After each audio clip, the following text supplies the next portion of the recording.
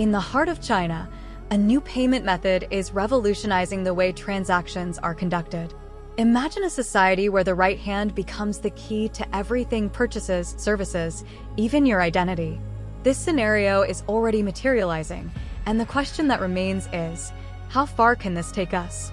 While many celebrate the convenience, others raise flags of caution. What lies behind this technological advancement? Is it merely innovation, or is there a darker purpose at play? This transformation prompts us to reflect on a future where freedom might be at risk.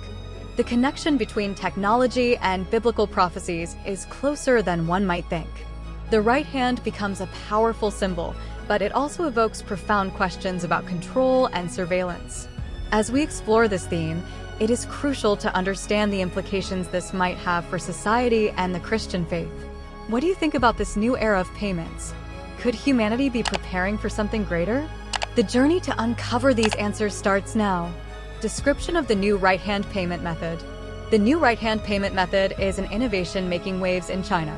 Imagine this. Instead of carrying money or cards, citizens can simply use their hand to make transactions. This technology, which combines biometrics with scanning devices, allows payments to be made quickly and efficiently. The devices that perform these scans can identify unique characteristics of the hand, such as veins and skin patterns, offering a solution that is not only practical but also secure. The implementation of the system is facilitated by significant advances in biometric technology. Sensors that read the hand's characteristics are installed at various points of sale, like stores and restaurants, allowing the payment process to occur in seconds. What is most interesting is that, besides being a practical solution in pandemic times where physical contact should be minimized, this technology also promises to revolutionize the way people interact with money. However, like any new technology, the adoption of this method is not without challenges. There's a period of adaptation, both for consumers and merchants, who need to familiarize themselves with the new system. Public education on how biometrics works and how to operate the scanning devices is essential to ensure a smooth transition. Companies investing in this technology need to offer training and support, creating an environment where everyone feels comfortable using their hand as a form of payment. Moreover, the practicality of the system can be particularly attractive to the younger generation, who tend to be more receptive to new technologies. The ease of payment without the need to carry physical objects can transform the shopping experience, making it more fluid and faster. However, this also raises questions about dependency on technology and what might happen if such a system fails, or if there are connectivity issues. Finally, the introduction of this payment method aligns perfectly with the growing digitalization of the Chinese economy, where electronic transactions are becoming the norm. The fact that all this is happening in China, a country already a global leader in financial innovations, makes this change even more intriguing and worthy of attention. Cultural and social impact. The adoption of the right-hand payment method is deeply intertwined with the traditions and daily life of Chinese society. Chinese culture, which values efficiency and modernity, seems to embrace this innovation as a natural extension of its lifestyle. For many, this practice is not just about convenience, but also an affirmation of belonging to a society at the forefront of technology. In many urban areas, where life is fast-paced and interactions are constant, the new payment method fits perfectly. Imagine the crowds in markets and shopping centers, where the ability to make instant payments without the need for cash or cards can reduce queues and speed up transactions. This change not only improves the consumer experience, but also impacts the economic dynamics, allowing merchants to serve more customers in less time. However, this practice raises questions about the acceptance of invasive technologies. While many see hand payment as an exciting innovation, others may approach it with caution. The idea that biometric data is being collected and stored can cause discomfort among those who value their privacy. Therefore, the acceptance of this technology may vary significantly among different demographic groups, reflecting a diversity of perspectives on what it means to be connected in the digital age. Additionally, the introduction of this system can have broader social repercussions. As technology becomes an integral part of daily life, there is a risk of creating a divide between those who can and those who cannot access it. This could exclude older individuals or those who are not tech-savvy, raising questions about inclusion and equity. Finally, the way this practice integrates into Chinese cultural traditions can be seen as a natural evolution. China has a long history of adaptation and innovation, and the acceptance of right-hand payment might be just another step towards a future where technology and culture walk hand in hand. Security and privacy aspects. One of the most critical points related to the new right-hand payment method is security and privacy. Using biometrics for financial transactions raises numerous concerns about how users' personal data will be protected. Unlike a credit card, which can be canceled in case of theft, a biometric imprint is unique and, once compromised, cannot be changed. This makes the security of biometric data a priority. Companies implementing this technology must ensure that the data collected is stored securely and that there are rigorous measures to prevent unauthorized access. The possibility of data breaches is a real concern, especially considering that biometric information can be extremely valuable to criminals. Therefore, it is essential to have clear and robust regulations to protect citizens. Furthermore, user privacy is also a central issue. Many consumers may feel uncomfortable knowing that their biometric characteristics are being collected and stored, even if it is to facilitate payment. This concern is even more valid in a context where the debate about technological surveillance and digital rights is high. Transparency in data collection and use becomes crucial to gain public trust.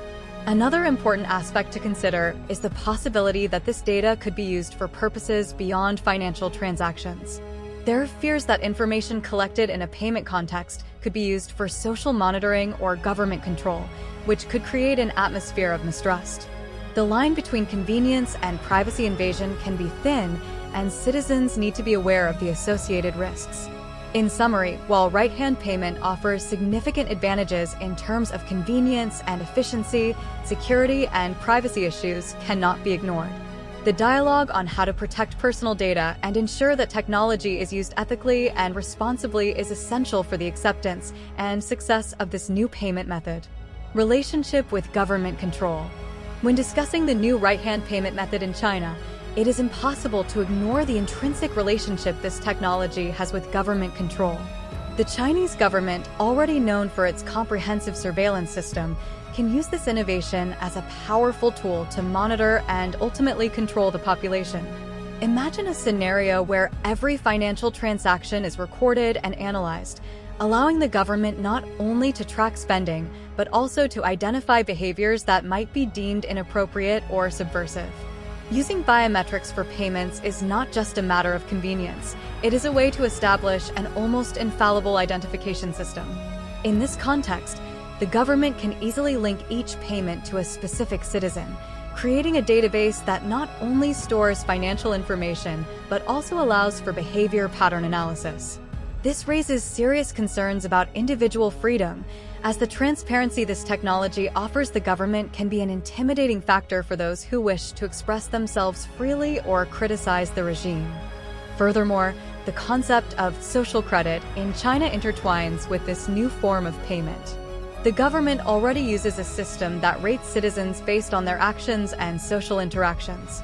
With the introduction of biometric payments, the line between consumption and morality can become even more blurred, as the ability to buy or sell could be influenced by an individual's behavior, as determined by the government. This creates a cycle of control where social compliance is not only encouraged, but necessary for full participation in the economy.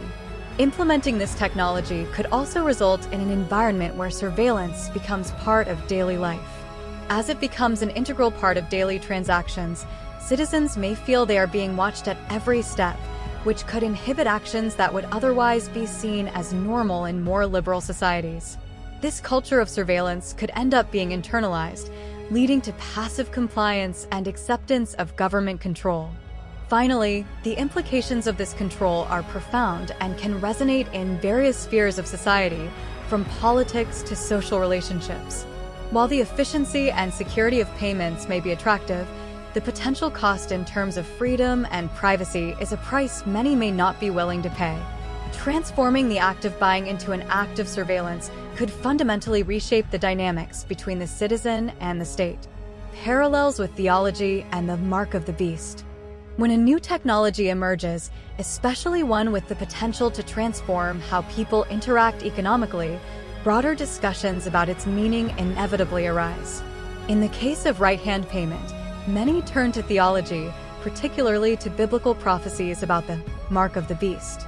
This expression, which appears in the book of Revelation, has fueled heated debates about what it means to accept a mark or system that controls transactions and identity. Apocalyptic interpretations suggest that adopting technologies like this can be seen as a step towards a dystopian future where individuals are forced to submit to an absolute control system. This analogy is not just a theological exercise. It resonates with contemporary anxieties about the erosion of privacy and individual freedom. The idea that a government or entity could control all aspects of a person's life, from finances to social interactions, is a recurring theme in many religious narratives. Moreover, the discussion about the mark of the beast highlights a cultural resistance that can be observed in various societies. Many people see the adoption of invasive technologies as a sign that humanity is straying from fundamental ethical and spiritual values. Concerns are not limited to political issues, but also touch on morality and spirituality, leading to a broader debate about what it means to be human in a technology-dominated world. It is interesting to note that this discussion is not exclusive to China.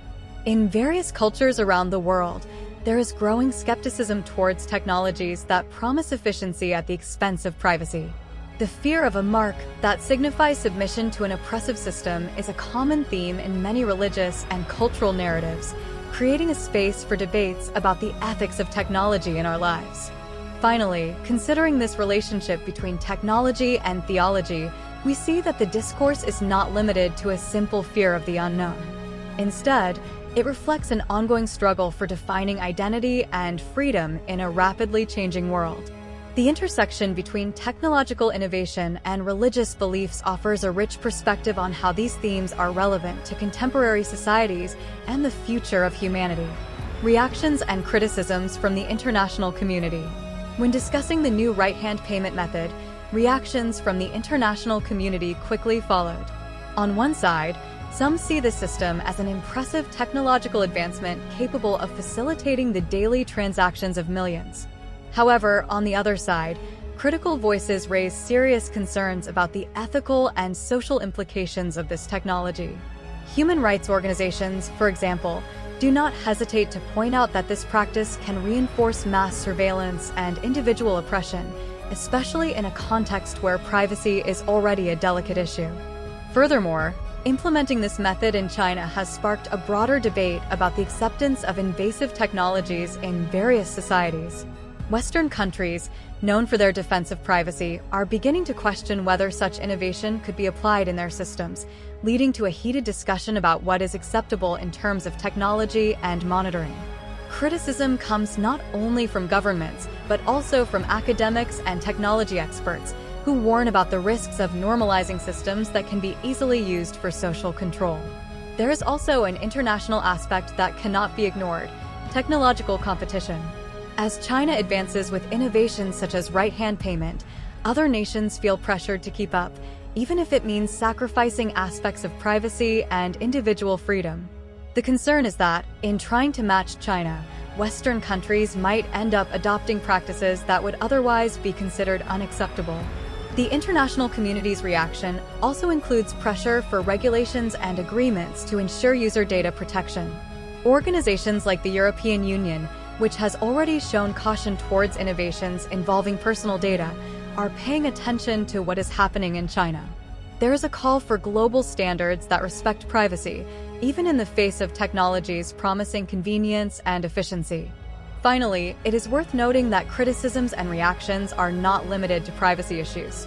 There is a growing movement seeking to understand the cultural and social implications of such technology, questioning whether the acceptance of invasive payment methods could be a harbinger of a future where individual freedom is constantly compromised in the name of efficiency. Future of digital payments.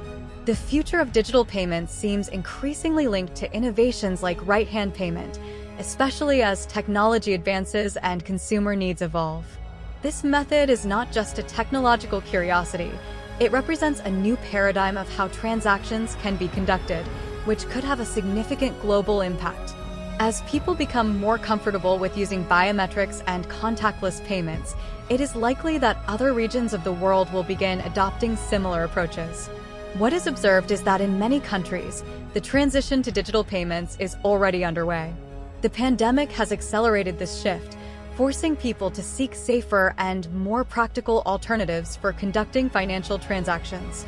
Thus, innovations like right-hand payment could serve as a model for developing new transaction systems in other parts of the world. The idea of a quick and contactless transaction is becoming increasingly attractive. However, the future of digital payments is not without challenges. Consumer resistance concerned about privacy and data security can be a significant obstacle. Educating consumers about the benefits and risks associated with new payment methods becomes crucial in this context. Companies and governments need to work together to build the necessary trust for the population to feel comfortable adopting these technologies. Additionally, regulation will be a determining factor in the evolution of digital payments. As more countries observe what happens in China, it is likely that new legislation will emerge to protect users and ensure a balance between innovation and privacy.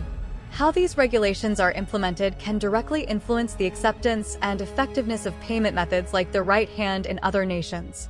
Finally, the future of digital payments must also consider social inequalities. It is not just a matter of technology, but also of inclusion. For innovation to be truly effective, it is necessary to ensure that everyone has access to these new payment forms, regardless of their economic condition or geographic location. Therefore, the future scenario envisions digital payments, like those being implemented in China, not only facilitating transactions, but also redefining how we interact with money and each other. And now, everyone, after exploring this intriguing question about the new right-hand payment method in China, it is time to reflect a little more. Are we indeed facing a harbinger of what is to come? Biblical prophecies are becoming increasingly relevant in our daily lives, aren't they? Think with me. How has technology shaped not only the economy, but also the way we live our faith? Are we ready to face the challenges that may arise as these innovations become part of our daily lives? And most importantly, how can we strengthen ourselves spiritually in this context? Remember, the Bible warns us about the signs of the times and encourages us to stay vigilant. So, how are you preparing for what is to come? Share your reflections in the comments. Your opinion is essential to enrich this discussion. And if you enjoyed this content and want to continue exploring themes that challenge our faith and understanding, don't forget to subscribe, activate the bell, and share with friends. Let's embark together on this journey of discovery and spiritual growth.